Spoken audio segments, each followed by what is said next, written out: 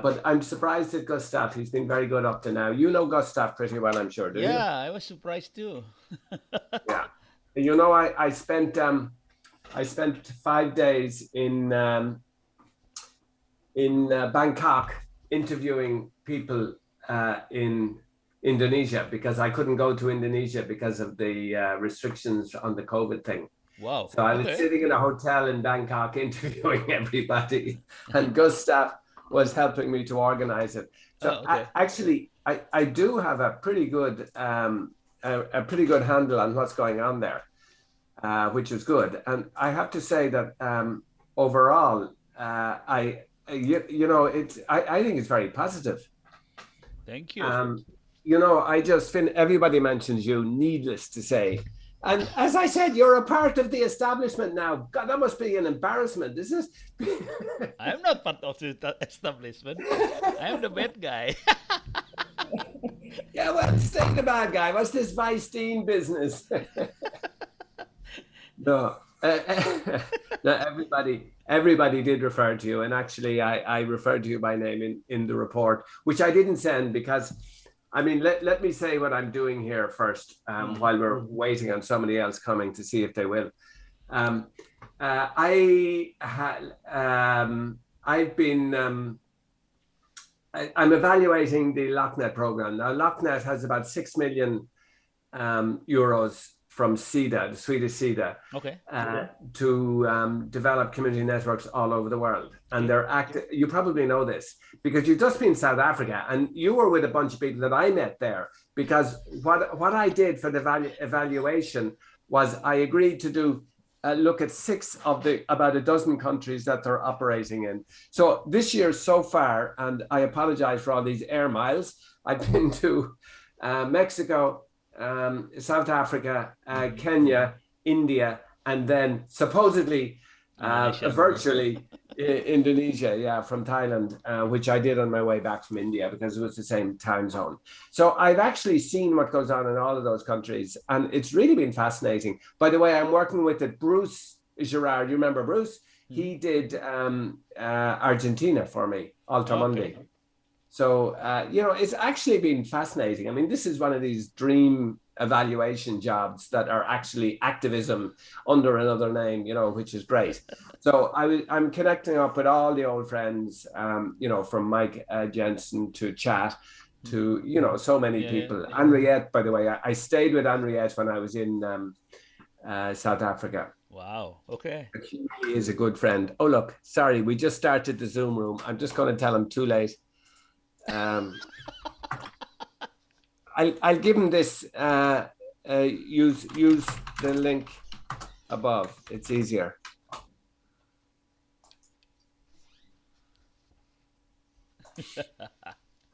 So that's what I've been doing. And so when I came to Indonesia, and they're all different, by the way, Okay. but you Yeah. know that Yeah. from Yeah. going on. So when I came to Indonesia, I couldn't do an awful lot, but I did. I think Chip Taglar is the one that I went into in most detail, which I see that you mentioned in your documentation as well. Actually, some of the stuff that I was reading, and another couple of them. So that's where I'm at, and I mean, my goal in this whole thing is to be able to say to see that look. Um, if you're going to put more money in this, participants three, we have somebody else trying to come in. Okay, I'm going to let them in. So here we are, common room. There'll probably be a Oh. few of them there. This must be good stuff. Yeah. Halo Pak, sorry. Oh yeah, yeah, that's good stuff. Caught out in another meeting. Oh, okay, but we obviously we've gone ahead now. I don't have a commercial version. If we need to run over 45 minutes, I'll let you know, and we can send another link or something. Who's that there? Anyway, that's not Gustav. That's good stuff. Oh, there you are. Oh, there you are. I know his voice. Oh yeah, your mic is off there, Gustav. Yeah, it's still mute. Sorry. Okay. Yeah, And I so just caught out in another meeting, so yeah, no, that's okay. We weren't sure whether you know you found yourself without a link or what, you know. So I decided we better go ahead. I was just giving the background to Ono, so I haven't even started. While we were waiting on you, I thought it'd be best if I just do that.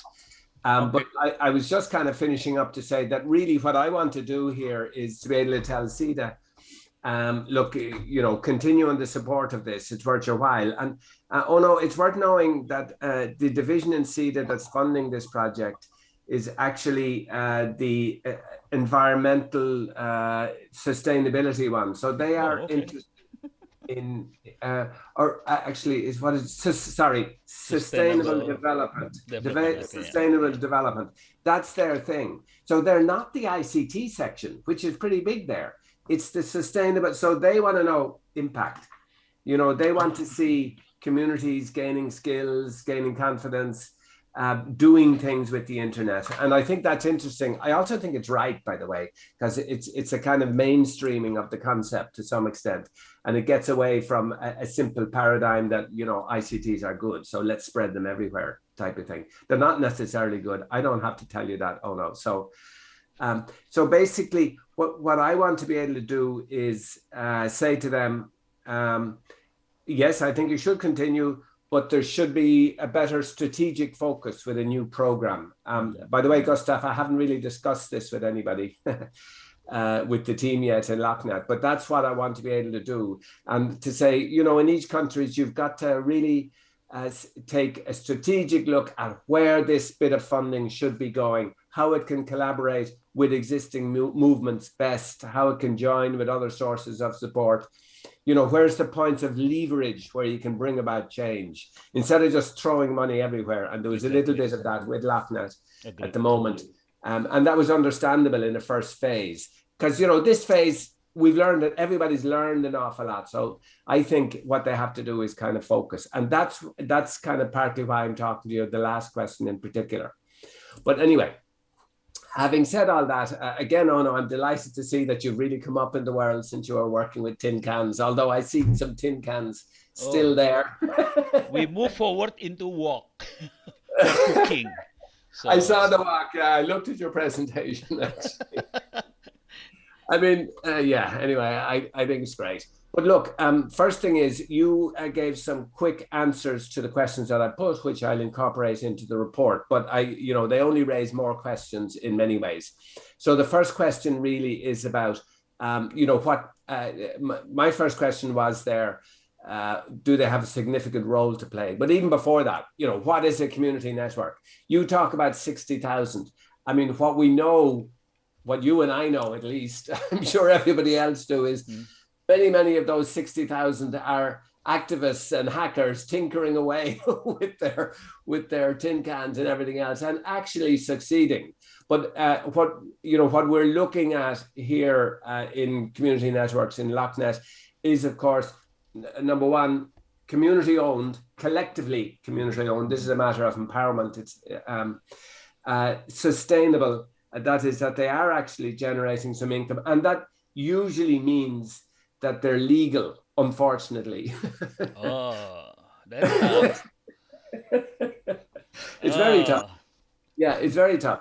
But that's the whole point. How do you make them legal? And this is the point that you're raising too. What's the circumstances in which they can be legal? So, I'm from that point of view, how many would you say? I mean, the other points about community networks to me that are very important is that they should be creating local content. That they should essentially enable communities and individuals to appropriate the technology, to take it for themselves, make it their own, not just to get access, but to actually really use it in creative and in radical ways as well, to organize, to do everything. So it's that appropriation of the technology, to me, is the difference between, say, a community network and a small local ISP who's providing cheap access, which I've no interest in as a political level, even though it's nice.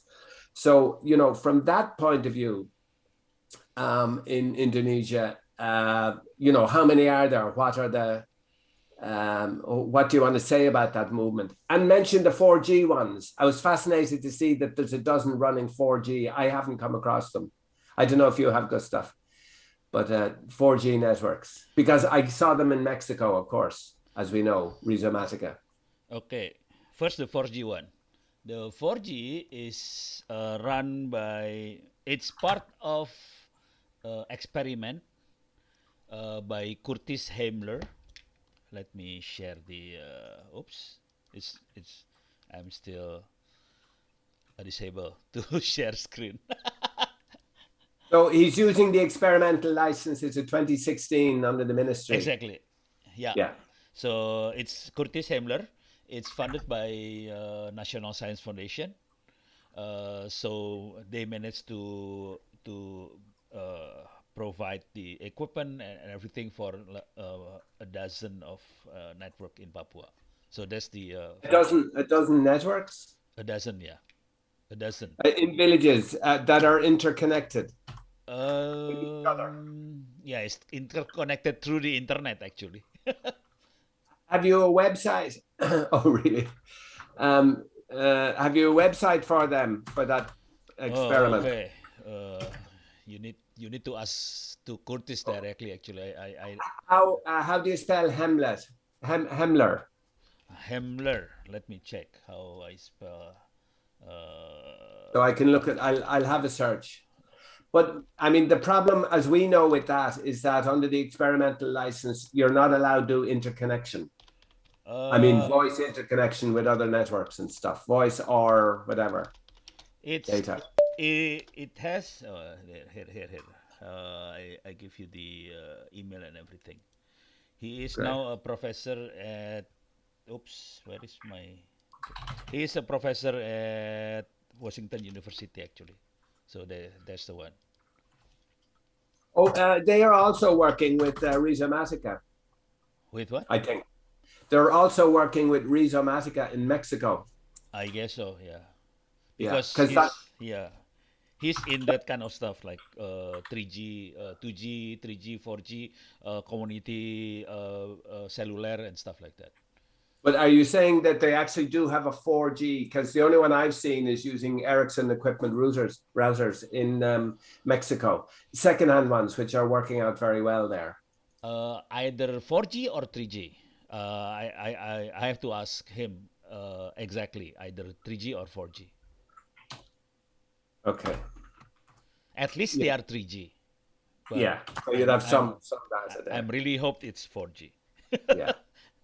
But basically, I suppose what I'm saying in my report is that a model with working that Gustav and others have been working on, Pushpindes was an example kind of too, but a model that appears to be working that's viable, potentially legal and so on in Indonesia is the community networks that are based on Wi-Fi for the moment. So we're just talking Wi-Fi community networks for the moment that are owned by the local councils, and usually it's the chief who is the elected chief who is the real champion there.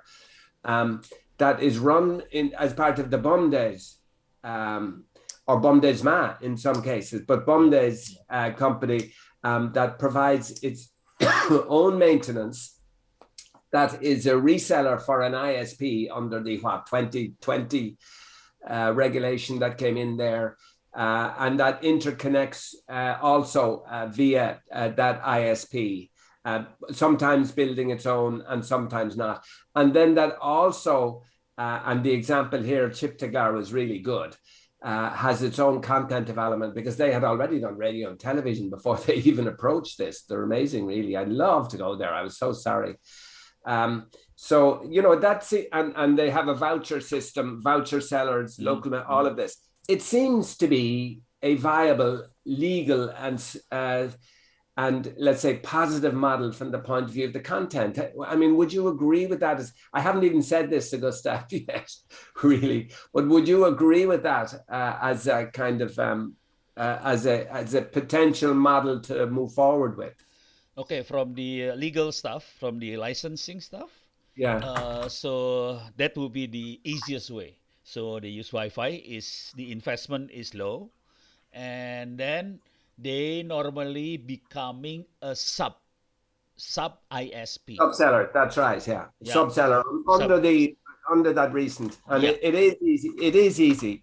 yeah. And it appears to work. Now, actually, the payments to the ISP are quite high. If they go for ISP, it will be very high. So they Yeah. will be a sub A large ISP. proportion of the income does that. I mean, do you think that's a viable model, though? Go ahead. Do you, a Yes. replicable, At the expandable model? moment, that's the most viable model at the moment. I'm really hoping they change the regulation. Um, but tell me why you want them to change. What real difference is it going to make? You're talking here about the regulation for an ISP license. Uh, if basically this the overhead costs, because if they go for ISP, that means they have to pay a lot of tax. If they are a sub ISP, everything is much cheaper. If the government can change the regulation for ISP licensing, the internet will be much cheaper again. So basically, cost based. But when you say it's tax, is it a kind of license fee, or is it more accurately a tax on usage or a tax on what? Uh, so there are many. An operator have to pay many things. The normal tax, the like 10% tax, and also they have to pay what is called like license. It's not license fee. Uh, uh, so they have to pay like the like like something like telecommunication fund, something like that. So Oh, so the tax goes to the Ministry of Finance. This fund is goes to the Ministry of Communication Information. So they have to pay two ministries basically. but that's not the Universal Service Fund, which Ah, is point. that's the one. That's the one. Yeah. Oh, but that's only 0.05% under the 2018 shift Yeah. in regulation. From the gross revenue though. Gross revenue, absolutely, it's gross revenue. It's not Yeah, profit. that's quite a burden for Yeah, the small. but oh no, if they were given a special license that was tax free, and they didn't have to contribute to the universal service because they are part of Of the delivering university universal service, exactly. service. Yeah. What difference would it make? What's wrong with being a reseller is my point. What's the disadvantage? The disadvantage or the advantage? No, what's the disadvantage of being a reseller? Why would it be better if you had a dedicated license for community networks? Because okay, to be honest, the Indonesian doesn't want to like go through all the hassles, writing report, that kind of stuff. So the government will go chasing them to do many things basically. So they don't want. If they had a license, is it? Is if that if if they they had have a a license, the government will chasing these guys. yeah, but why do you want a license then? What's wrong with the reseller license that they have, or the reseller agreements that they have at the Oh, moment? if they have a reseller agreement, the government will not chase them. The government Yeah, only chasing the ISP, the upstream ISP only. yeah, but then why do you want there to be a license for community networks? What's wrong with the current situation? The current situation, it's Yeah, what is wrong? actually in within the regulation. There is no sub ISP. But So I thought under the 28, I think it's 2020 regulation, it's uh, actually called that reseller of ISP services, reseller of internet or something like that. yeah, it is reseller, but Yeah. it's not ISP actually. So it's reselling, and then they have to apply for the ISP license as well.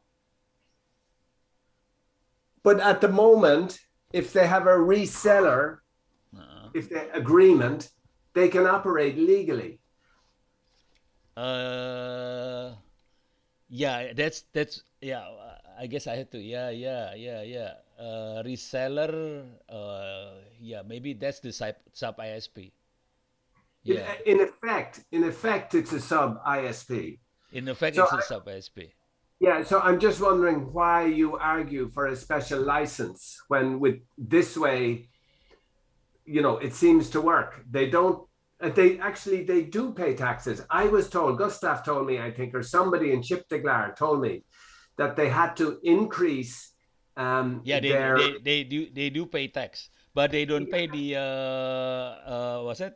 The 0.125 percent. it used to be 0.125, but now I think it's 0.5, actually. I think it changed. Oh, it's Let, increasing. I didn't check that. Okay. so- sorry, let me clarify some of the thing with the tax. Actually, it is correct that we acquire the bandwidth with the legal ISPs to have it comply with the current regulations based on the reseller policy made by the Ministry of Communication. But basically, the lack of this policy is that if we subscribe the bandwidth to the legal ISP, actually the price are still high because the ISP can decide whenever price they want without any transparency with the client. So Very this we found a bit of problem, and since last year. Because we operate based on these regulations, we also have to pay tax. So it add up the cost of Like 20%. internet access, like 10%. That's right. 10%. So 10, from that was from 8,000 to 10,000 rupiah per voucher. Anyway, go on. yeah, something like that. So that is Thank you, the Gustav. case. We need to have a cheaper price for, especially for people in rural areas and remote places who have very low income. Okay, so I mean that's very interesting, and it backs up what Ono was saying, that if you had a license, you could then negotiate, even collectively, different community networks for a lower cost of backhaul or internet access, shall we say, bandwidth, a lower cost for bandwidth. So that would be... Well, actually, Pa Ono have ideas to make some kind of cooperation back in 2016. We tried. So the illegal community, we have quite a lot of community networks that are operates at the moment. So back in 2016, to make it legal, Pa Ono proposed to make a cooperative, but we still work on it. And currently, we are also discussing these ideas and maybe. I was wondering about that because I saw in the original law that you were allowed to have a cooperative. It was regional owned, private, or cooperative. And I was thinking, perfect. Why isn't that being done? But I didn't want to ask because I knew it would lead into a whole. Basically, So it's not easy to make a collective agreement like that, like big, many people. That is why we plan to continue with this idea from the School of Community Network, because we have a dedicated community networks available in 8 provinces. So we're planning to start rolling up this idea. Provinces, okay. Yeah. Okay. Sorry, you can continue. I will know. So that's good. By the way, we're going to run out of time soon because I'm on a free Zoom link here. So we can, is the other link still open? We can go into that when we run out. I just want to have it ready for everybody. Yes, we can move to other link, and the link are still active. So after this, I will opening up the other room. Okay, good. No, because this is really interesting because now that I understand things well, so now we can actually go that little bit further. The next steps that I would have, the next questions that I would have in this whole thing. So where were we at? So you've 2 points there that are now really clear to me. One is that the advantage of gaining a license is that, one thing I wanted to ask, there is now this big fiber running around, 10,000 kilometers round Indonesia. Would it be possible, and I think they are supposed to be transparent in their pricing or something like that. I mean, would it be possible, or is it too distant from some communities, to be able to negotiate a kind of, transparent, low cost from that, because that's publicly owned, isn't it? The fiber network. I forget the name of it. Palaparing. Yeah, that's it. Yeah. Rings. Yeah. It's, So would it be possible to negotiate something with them? the problem, yeah. Well, if we are strong enough, it's possible. We are not at that strong at the moment, so it's not at that level yet. Okay. Okay. But so what we normally do right now, yes, the government has the ring, the palapa ring. So many of us actually looking, basically is cost based. We are looking for those who can provide low cost bandwidth, and from the management or from the procedure point of view, is also simple. So to be honest, so Palaparing is not the only fiber backbone in Indonesia. Many of the private company have their own ring as well. Not only the telecommunication operator. So there are many. So this is like underground process. We talk to each other and we ask, do you have fiber from this side to this side? And then we pay. That's it. Okay. So the option is many, not only one. No, what I'm arguing in this report, and what I would like to argue that SIDA should provide some funding to do, is that now that you have a model, well, you've had loads of models, that could do this. Now that you have a model that is potentially legal as a starting point, that is sustainable, and that includes content elements and so on. You can see in Chip to Glar even how the neighboring communities, how it has expanded out to, 70 or 80 hamlets at this point. It's replicable easily. Well, it's expandable and it's replicable elsewhere, as far as I can see. Now that model is there, that could be used as a kind of foot in the door, or, the thin end of the wedge to open up more widely. So if you have that model available, then you start saying, but look, this works. If we had a license, it would work even better. And if you would allow us, at cost-based access to the thing, it will work even better still, and so, because once you have the model there and you build a coalition around that model, then you can move forward. Do you think that's a viable strategic approach? The objective is like that. I agree with you. So the at the end of the day, that's the objective. But psychologically, from the Indonesian point of view, many of us will not look at this model unless somebody outside Indonesia says that this is good. Really? Exactly. So that's why you were saying in your comments to me that recognition, say with ITU, and so on, or SIDA or whatever. Okay, well, that's interesting, actually. So the Indonesian authorities are actually quite influenced by external kind of beliefs. Exactly. But it's is that some kind of neo-colonial attitude? Exactly. Exactly. So to exploit their attitude, not only the bureaucrats but also the Indonesian people, to exploit their attitude, I would like to propose, if you can invite these people to give workshop in Africa or other client of SIDA, and then blow up this in the media, that this guy is actually providing workshop or transferring the knowledge to the other country, and that will change the Indonesian bureaucrat mindset, and also change the way the other Indonesian look at this. And what if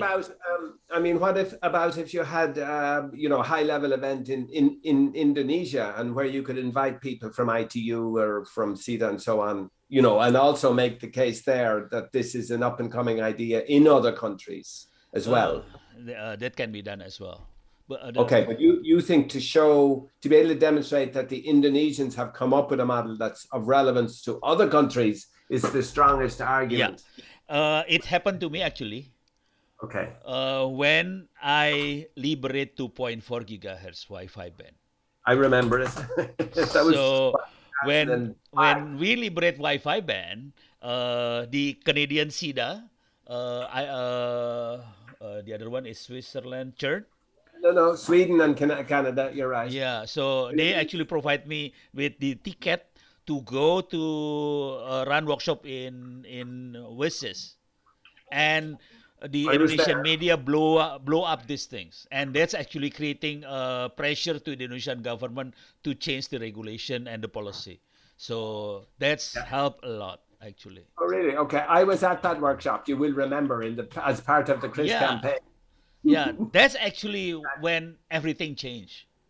Yeah. Okay, that's interesting. In terms of the free Wi-Fi, freeing up the Yeah. Wi-Fi. Yeah. So the same Okay. thing. I'm really hoping the same thing happens with the this community network. Okay. Well, at that point, would others there, Gustav, would you agree with that, or Ida? Sorry, can you repeat? Well, the point there is that the authorities tend to listen closely if it can be demonstrated that something happens in Indonesia is actually of interest in other countries. So, for instance, do the authorities respond to that kind of thing? Yeah, well, in terms of policy making process, our government seems to always look what happens outside in order to have a reference. They seems to listen more to consultants or outside parties rather than their own people. But Ibu Ida and Kang Ibek maybe know more because their expertise in the policy making process. Okay, yeah, no, it's a common issue. Go on, Ida. Yeah, actually, I think I would like to highlight Onno's statement on it is important to conduct a workshop to show up and to change the mindset of the bureaucracy. Because according to my previous research, I conducted research on policymaking process in West Java province, and apparently what happened to Indonesian policy process is really depends on some political pressures. So the government actually not really care about whether they are using real data from the community or from the researchers, but they make decision based on some political pressures and their pride, for example. And it is actually similar to my previous research conducted in East Nusa Tenggara in 2009. The strategy of the German institution at that time, GTZ, now it is GIZ. So the way GTZ work with local government is some of the technique is actually they try to encourage local government to adapt some innovation and technology through some workshop overseas.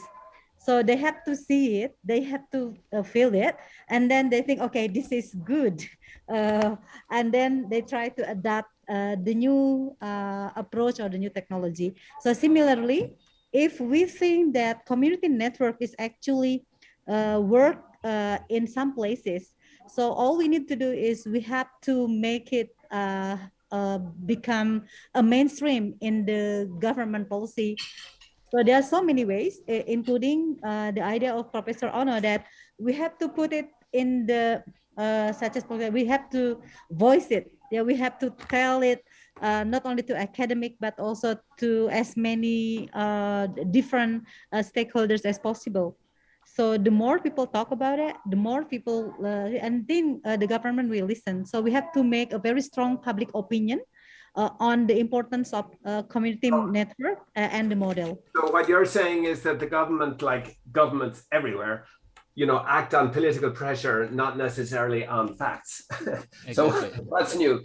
But in turn, you're saying that political pressure is influenced by, for instance, media and by what people feel and stuff like that. That's what you're saying. Yeah. Certainly, that's what happens here. Now, Onno's point actually went further, and that was that in terms of using that fact, and that is that if you can even demonstrate that the model that is developed in Indonesia is actually of interest internationally, then the authorities will be even more impressed because they think, wow, we've something here that we can show. Yeah. Elsewhere. It will uplift the underside of the colonial kind exactly. Let me speak in Indonesian. Let me speak in Indonesian so they understand. My proposal saya, leader atau pimpinan yang mengoperasikan RT RW-net, warnet tadi, diundang oleh SIDA untuk memberikan workshop di luar negeri. Jadi udah gitu di blow up, dipakai media di Indonesia bahwa ini ada pahlawan Indonesia supaya mereka merubah polisinya gitu, kira-kira kayak gitu. So I translate in Indonesia, so hopefully more understandable than in English. Okay. I think this is a very good idea, Pak Onno, because I mean that Indonesian government will be very proud, yeah. Yes. And then because of it is very sensitive for them, and then they will because they love to be exposed and to be a hero. I think this is very good. Exactly. We are trying to exploit their heroism. The timeline is 2024, actually, the timeline. The deadline, 2024. The elections. The election. It has to be before the election because they will jump into this wagon. They are trying to grab all the heroes and they want to be looked as if they are heroes for Indonesian. Yeah. And one thing, Son, I also would like to emphasize some of the interesting findings from the field in terms of community networks, that some of the participants of community networks, the School of Community Network in Indonesia, actually started to move forward, not only working on providing internet services in their village, but also utilizing IoT for smart fishing, for example. There is a specific project dealing with, like in West Lombok at the moment, we are working with the village government to apply IoT platform in order to manage the mangrove conservation areas that are intended to be part of low emission strategy. So I think this is quite an interesting move and most of trainers is the student of Pak Onno, which I think that is one of the good example how the community network movement is not only focused on providing internet services or network in rural communities, but also started to No, I mean, this deserves to be mentioned. And by the way, this link is about to run out. Can somebody, in the chat, will you put the original link? Is the original link still possible to use? Yeah. I will send it now. Okay, in the chat. And then we'll all go out. Oh, wait, you have to cut and paste it before I close this one. Okay. But it's the original link that you sent yesterday that we used. That's still open. Yeah, it's still open. Okay. So you can use that link. Okay, I'm just going to cut. I'm just going to cut and paste it, and let's all go into that link again there, if that's okay. Okay, so I'm going to end this now. Clear? Okay, cool. Okay. I don't see in my chat. Is it in the chat? Yeah, it's also the same link in the email, Pak. Okay. Yeah. Okay. See you in a minute. Bye. Okay. Bye.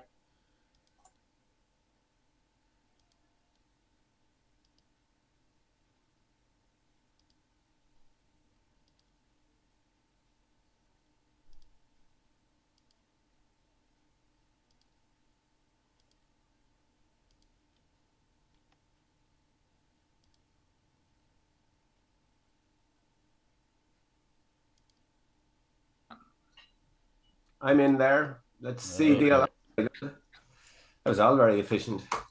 Okay, I will record the session, yeah? Yeah, do Recording that. in progress. All right, cool. Okay, let me just reopen the So file. maybe Ibu Ida, well, actually Ibu Ida and Ibek is our researcher team who help us with the Yeah, that's on right. policy and regulations. Please introduce yourselves there, because we didn't do that. Ida isn't back yet. It's pronounced. Oh no, there you are. Is that you? Yeah. Yeah. So Ida, who do you work with? Yeah, Ibu Ida can introduce. Well, Ibu Ida is a Vice Dean of Faculty of Political Science at the University of Pajajaran. She is also a coordinator of a research project that are also supported by APC for the Community Network Project here in Indonesia. And she is also a senior researcher at the Central for Decentralization Policy and Participatory Development Research at the University of Pajajaran. Who did we lose there, by the way? Sorry? Ibek. Oh, the other one is Ibek, is the one that you already interviewed during your study. I remember, but do you want to rejoin? I think so. I will ask again. Yeah, sure. Okay. Anyway, okay, so yeah, again, you see, I of all the countries I've visited, I think Indonesia has is closest to actually making a major breakthrough. And I could go through the other countries with you. And another point relating to it is the fact that many of the key NGO people involved, including yourself, Onno, but also ICT Watch, ICT volunteers, they're open to the concept and open to collaboration. As I think, was it you, Onno, or Gustav said that, there has been a consolidation of civil society broadly around the internet, thanks actually to the activism over a period of 20 or 30 years, as far as I can see. And my report points out that, that consolidation, like in Kenya, they're actually, in my view, and don't say it, but I think they're kind of competing with each other, the key NGOs that are involved. Even South Africa, who are doing a fantastic job there, they really are with Zenzeleni. It's hard to pull the actors together in a coherent way. But it would appear to me that in Indonesia, the actors are willing to work together on something like this and to trust each other and not to try and, take the lead position per se. I think Common Room has done a good job there in being a facilitator rather than saying, no, we're the lead organization. So that's important. And the other thing I think is important in Indonesia is that the NGO sector has good connections with the government sector. I mean, I saw that because you have the vice director, is it the ICT Watch, deputy is in there advising, and you have the ICT volunteers are like an arm of government on one side, but they're also not that, they're separate.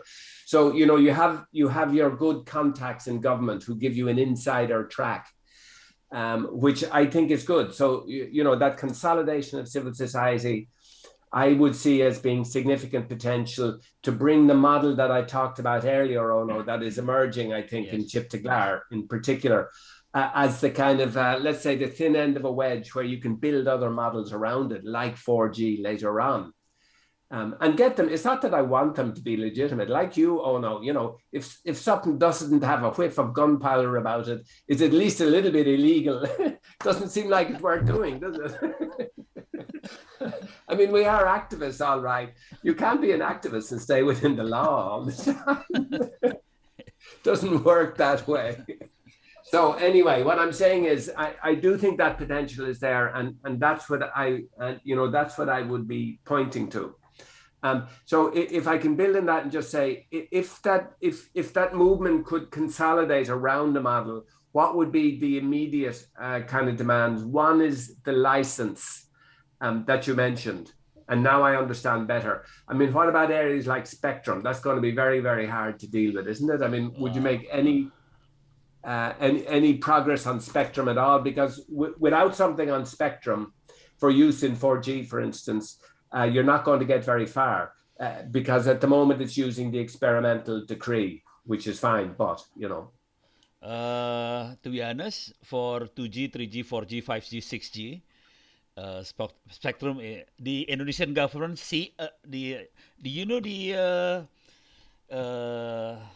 for the spectrum, normally we say it in megahertz, right? Or gigahertz. Sure, But the Indonesian government, when they see a spectrum, they see it's not in megahertz or gigahertz, they see it as US dollar. Yeah, I know. That's how bad I know, it they is. forget the fact that this is actually a public resource, and it's not necessarily the most effective way to use it is to sell it at the highest price, or lease it at the highest price. So for from practical point of view, for if we want to deploy the community network, the route will be Wi-Fi 2.4 and 5.8. And then after Wi-Fi, we tend towards fiber optics actually, because it's much it's cheaper now. It's only less than 30 cents per meter. So it's cheaper. The speed is much higher, and people like Gustav and the gang in the School of Internet. What you call it? I forgot. The School of Community Networks. School of Community Networks. In Ciptaglar, we also build the fiber optics infrastructure. Yeah, now. so we go into fiber optics. Okay, so that's for the fiber optics. For the 5G, actually, I was invited by the not ministry.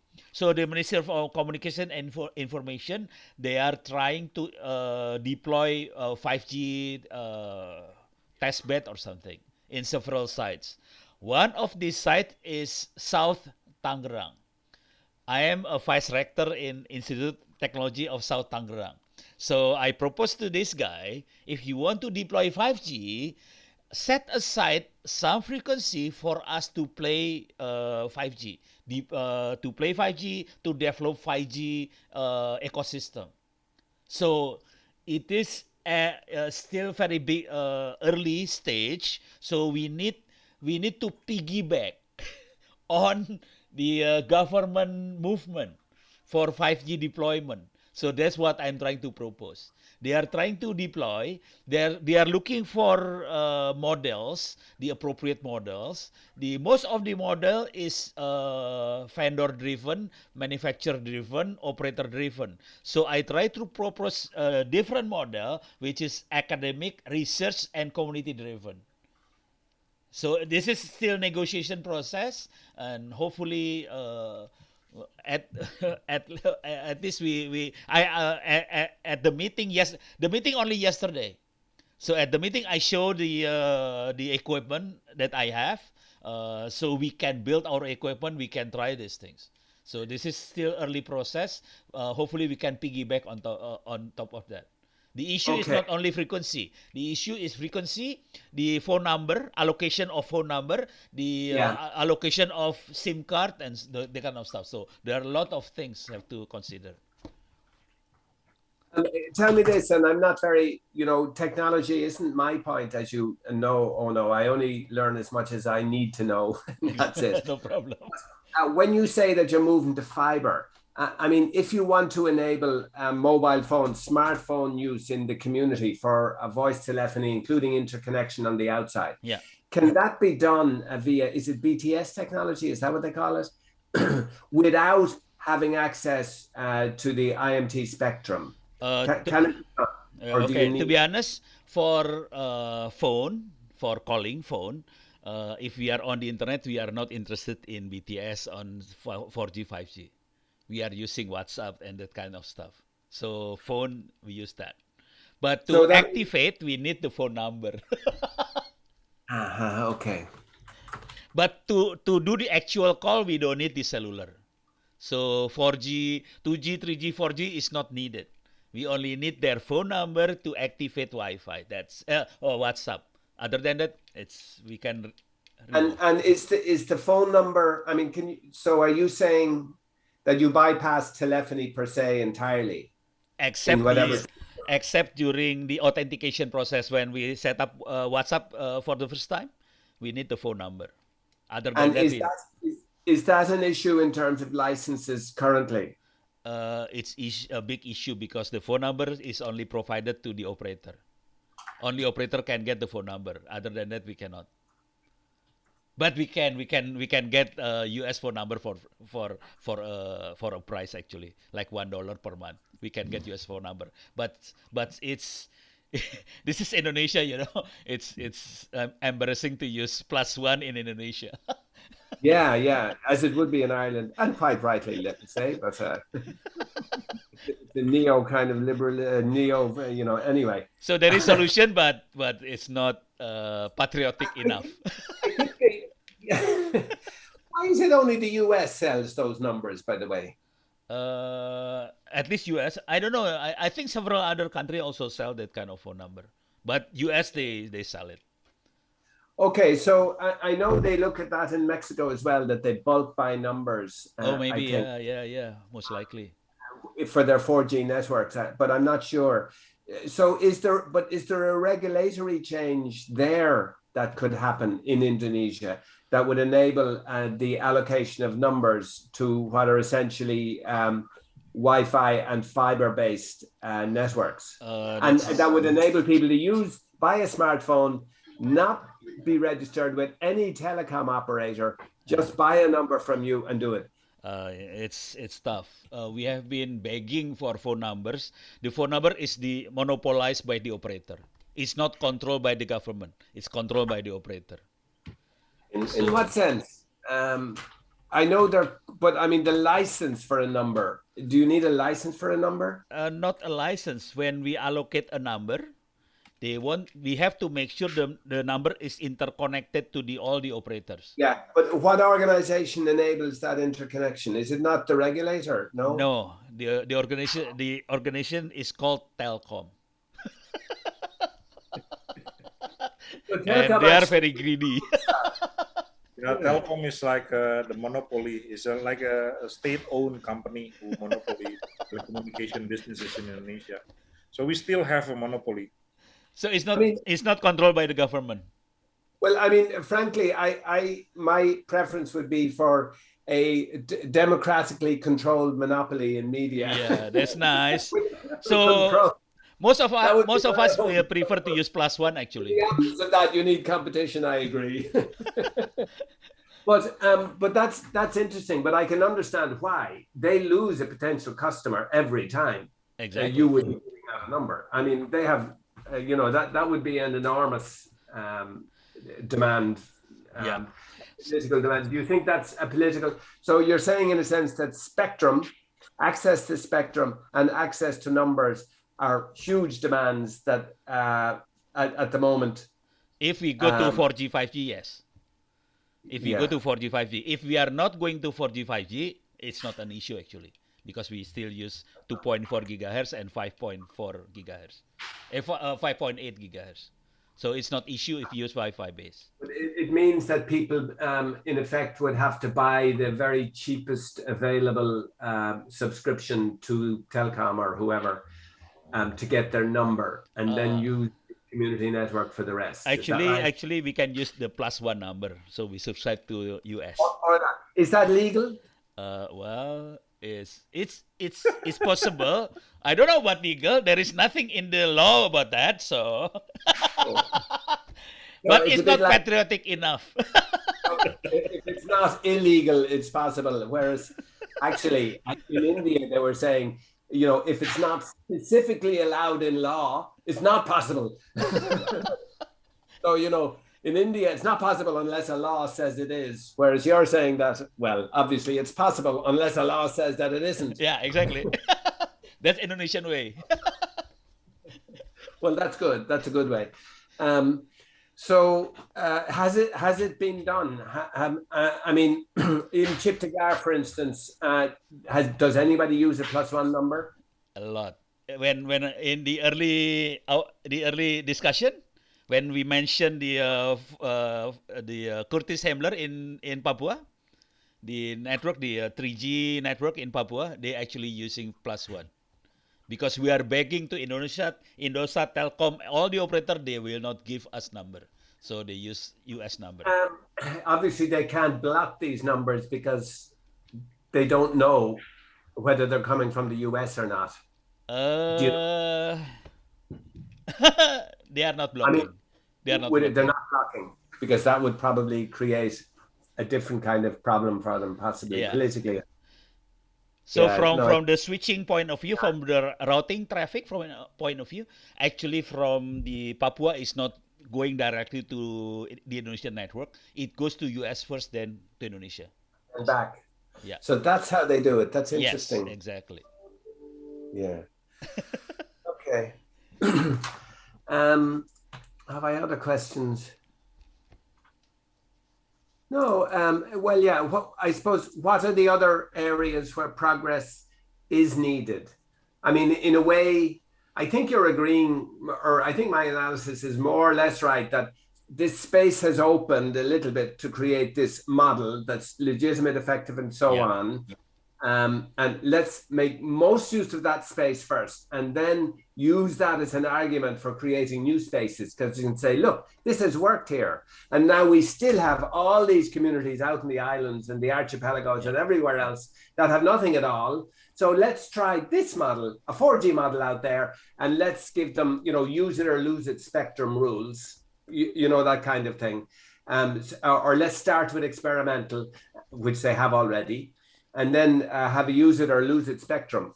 You know what the use it or lose it spectrum is? Oh no. No, I don't That's know. well, that's where you grant your license to Telcom or somebody, and you say, okay, you have spectrum for the whole country, but if you don't use it in these islands out here, in a period of 2 years, in other words, if you don't build the network there, then you Okay. lose it. You lose that, or rather, you're forced to sub-license it to somebody else. You don't lose it, but you're forced to share it.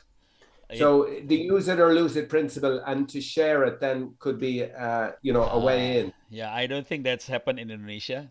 It's like No, it national isn't. license. Yeah. Yeah, in South Africa they have just permitted it, but the problem is that the telecom operators there will have 5 years before the use it or lose it or share it. Okay. Share it principle, use it or share it. Principle actually begins to, and they use all kinds of legal things to delay it, but at least the principle is there in the new it's a new 5G, I think it's 4G, I think it's in reissued 4G licenses, Okay. so they have it. What I have in mind is like this for this network as well as 4G 5G. If SIDA can invite these guys, the teacher, the leader of this community network, to provide workshop in Africa or other countries, we have to work with the Indonesian media to blow up this activity, that these are heroes and this is example. With this kind of blow up, the other Indonesians will adopt this technology. They actually willing to invest their own money. So they will use their own money to, especially if the bureaucrats accepting these guys as heroes, accepting that this ID is correct IDs. So the stages is first invite these guys to Africa or other countries, blow up with the media. Hopefully, the Indonesian government will accept this as heroes, and the idea is very good. And having these bureaucrats and media blow up everything, the other Indonesian will invest their own money for this network, because many Indonesian actually need access to the internet during this pandemic. So they know we need that. So they are willing to spend their money, and they don't. To be honest, they don't want to spend this money for buying internet access to the operator because it's expensive. So Okay. So that's no, my idea is like that.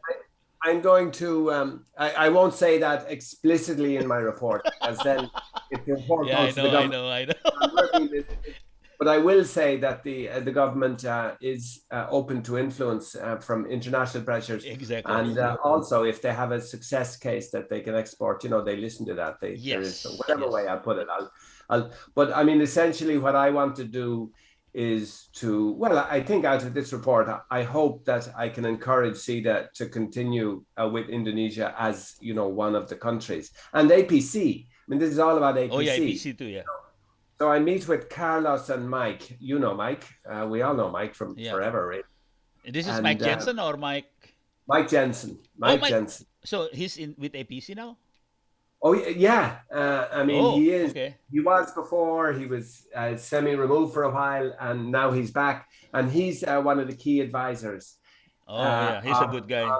In the LockNet project. So I'm meeting Mike in Gran Canaria along with Carlos, who's the main person, and who's really behind Zenzileni as well in South Africa. And we're going to go through kind of recommendations for APC, and then also for that's what we're doing, and that's going to be the week after next. That's why I have to get this report completely finished and out. It's very. I've been putting in, as usual, 2 or 3 times more work than I ever should have with these 6 country studies. I didn't even have to do country your face. It's mad. Look, I'm going to leave it there. Oh no, it's great to see you again. Are you ever in touch with Al Alegre? You remember Al Alegre from Philippines? I think you were involved in the communication rights workshop we did there about 20 years ago. I called back to see him there, all right, because I've been working in the Philippines quite a lot. In Thailand. I have another job in my Thailand. halo then. I will, yeah. But are you involved internationally much? I think you are these days. Are you still? Yes. Yesterday I was with the the African guy. Who organized that? I saw some of the people that were involved there, but was that organized by LockNet or Zenzileni or any of them? The big guy is Bill Tucker. Yeah, Bill Tucker I interviewed. He's very good. Yeah. I interviewed him for this project. Yeah. And then the other guy who's with them there as well, I have all their names. David Johnson. Johnson, yeah, I interviewed him too. I think he's not in South Africa. I think he's in Zambia or something. No. Oh, he's in South Africa, eh? He's in Cape Town. In Cape Town. Okay. I thought he's not in South Africa. He's working also. He's responsible for one of the most interesting networks in South Africa that they're doing there. Actually, I'm hoping that my country reports, that APC will agree to publish them, or at least some of the profiles that I do of these, so you'll be able to see them. Okay. They might need some editing, but I'm hoping they'll release them, and they don't have to release them all. But I'm not sure. They said it's up to the people running the program, so it'll be up to Chat. Chat, who's the head of APC. Okay, yeah. From Philippines, and Henriette then is more on the strategic side, but we'll see. Okay, I'm going to leave it there. Yeah, you can send us the recording, Gustav, but as always, I probably won't even look at it, but I may use it for reference. But I have my notes here, so I'm going to finish up the report now. I'm going to send it to you, Gustav, today. All right. Now, don't expect too much, because I've had to do 5 countries and Bruce did 1, so it's it's really a lot of work, yeah. But do correct any kind of terrible things that are wrong in it. And I have points in it that also say, and I mean, you're welcome to show it to anybody else, but internally, it's not even, I haven't even sent it to APC yet. Okay. I'm just giving but it anyway, thank you for investing some much, time in working on this. Huh? Thank you for your time in working on this. Well, I've enjoyed it. I told you I'd love to visit there. Yeah. So next time, maybe. I also would like to use this opportunity to thank to Pak Onno, because we own him a lot. The community network movement in Indonesia own a lot to Pak Onno, and actually Pak Onno is the one who can consolidate the whole elements in the movements. Great. Well, that'll be important. So.